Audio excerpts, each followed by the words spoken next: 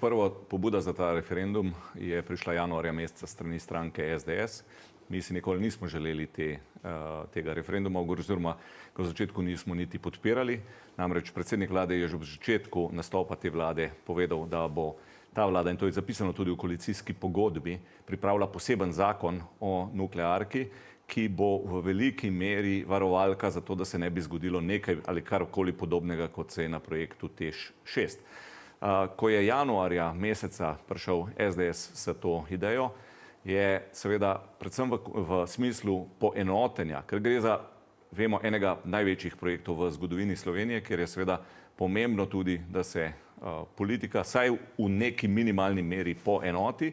Seveda smo tudi potem mi pristopili, nikoli pa ni bilo mišljeno, da bo ta referendum kakršnakoli končna odločitev. Še enkrat, že leta 2022 smo govorili, da bo končna odločitev padla leta 2027, ta trenutek kaže celo prej leta 2028, do takrat bo potrebno še veliko analiz, veliko komunikacije tudi z javnostjo, z različnimi strokovnimi javnostmi in tako naprej in tako naprej. In verjamem, da takrat na koncu bo tudi prišel ključni referendum. Torej, ta referendum zdaj ja ali ne v resnici v tem kontekstu pravzaprav ne igra nobene vloge.